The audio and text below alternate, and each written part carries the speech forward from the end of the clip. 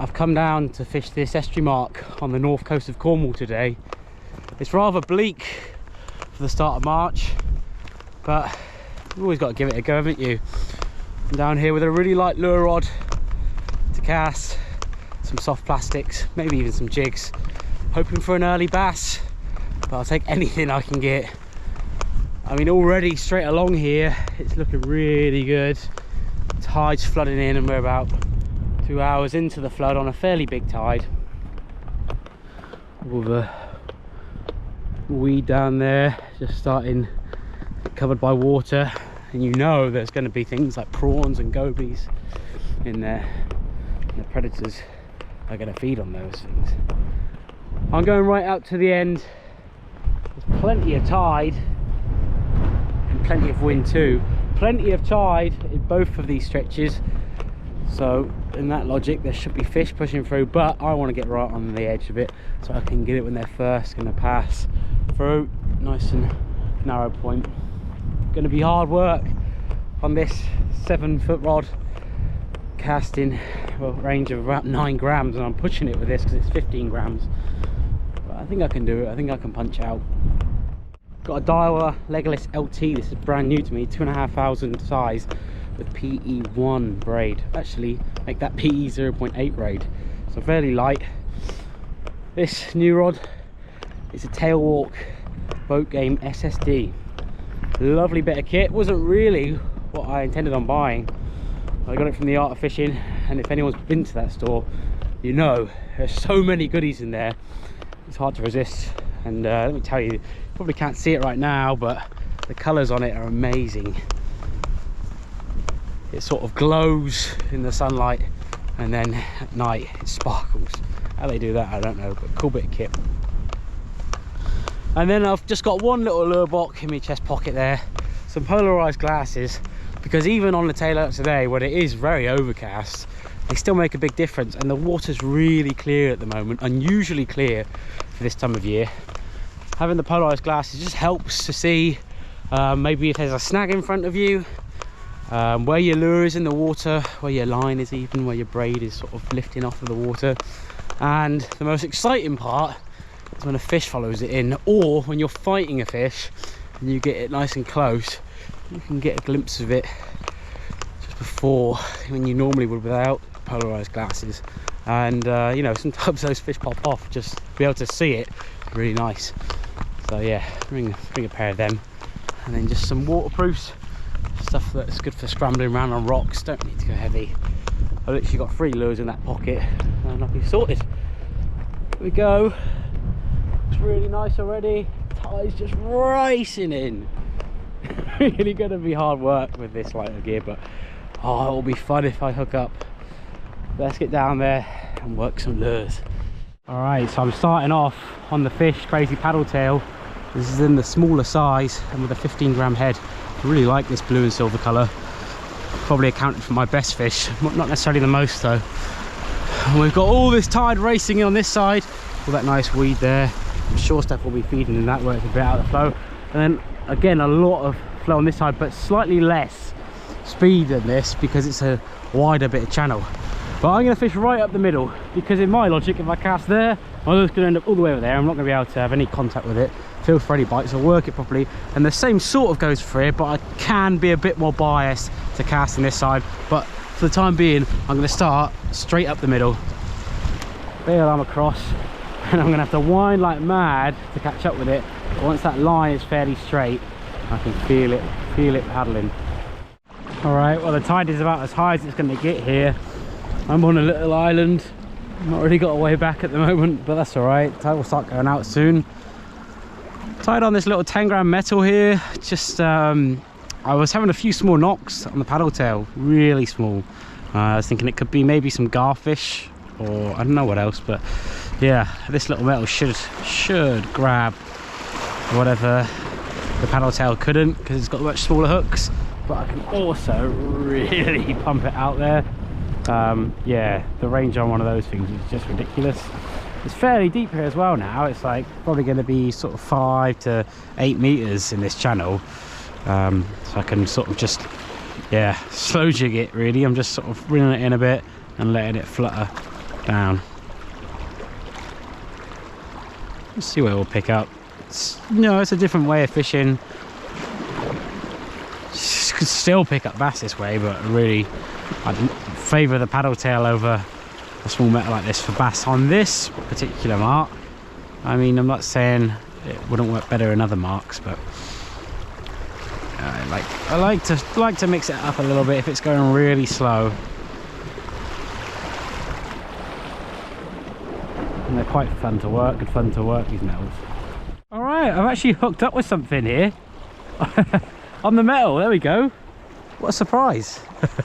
A little launce. Happy days. This would be amazing live bait right now off here for bass.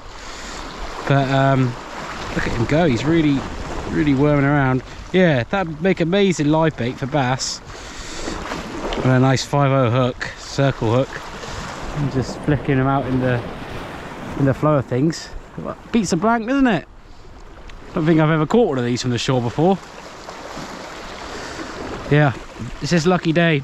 Any other time, I'd be going on as bass bait. That's what happens when you switch things up. You can just winkle out that fish that wasn't going to go for the bigger lure, or wasn't going to go for a lure that was working mid-water, whatever. This one I'm bumping more on the bottom.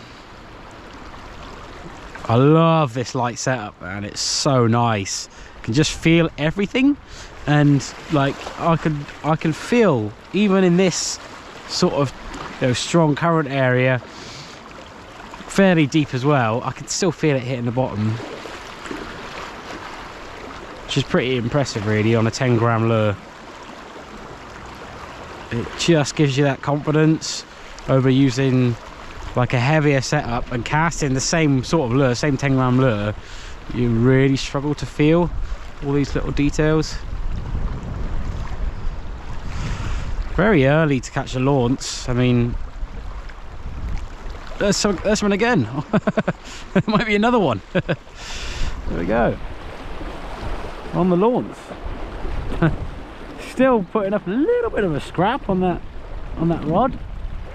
Just about putting a bend in it. Not going much of a run, mind, but there we go. Look, another one. These are proper snakes as well. Let me unhook him. Yeah, amazing bait these guys are for your bass, especially pollock, whatever, bass especially.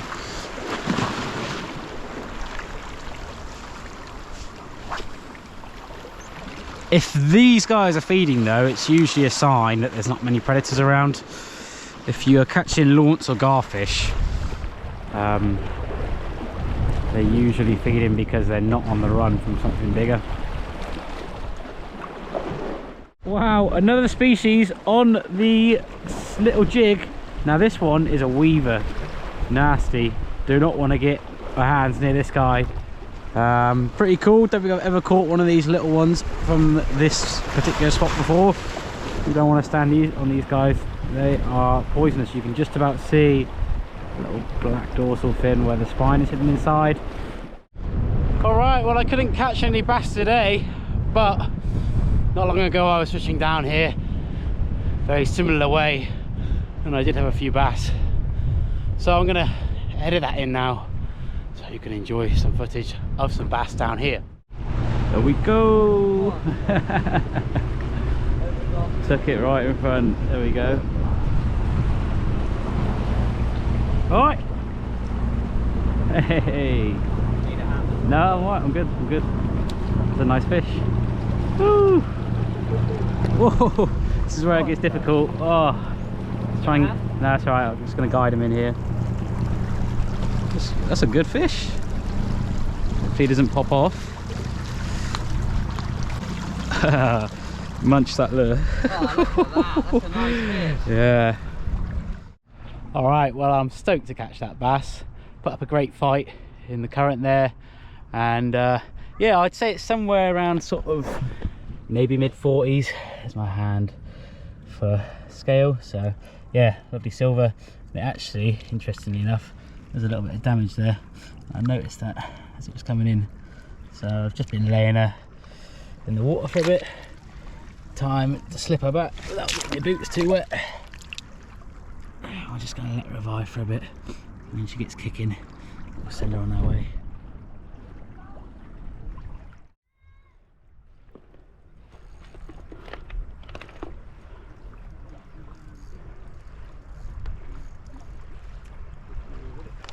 Hey, you got to come down a bit, I think.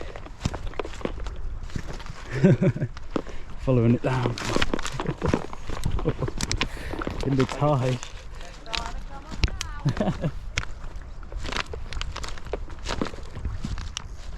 Oh, that's a nice fish there. That's a nice fish there. Whew. Fucking hell, mate. Could beat that up. It's a good one. Oh. On the light rod. On the light rod.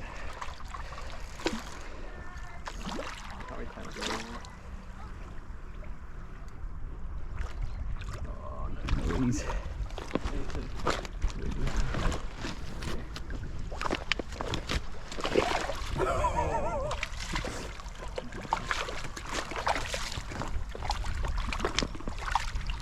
Hey! That's a stonker, that. Oh my! It's a good one. That might be a no.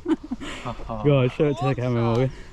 Oh, hey! Look at that, that's a keeper, surely. Oh, that's a beautiful. That is a lovely fish.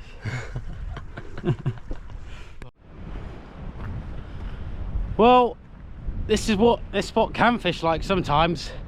It can be very quiet, or it can be good. With that tide, you just never know what it's going to push through. It was nice to get a couple launce and weaver, the mini species, on the jig today.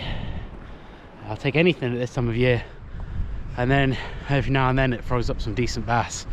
So I hope you enjoyed this video and you could get a little insight into how my mind works on fishing an area like this. They're my favourite, in all honesty, because you just don't know what's going to come through. All right, that's all for now. See you in the next one. Cheers and gone.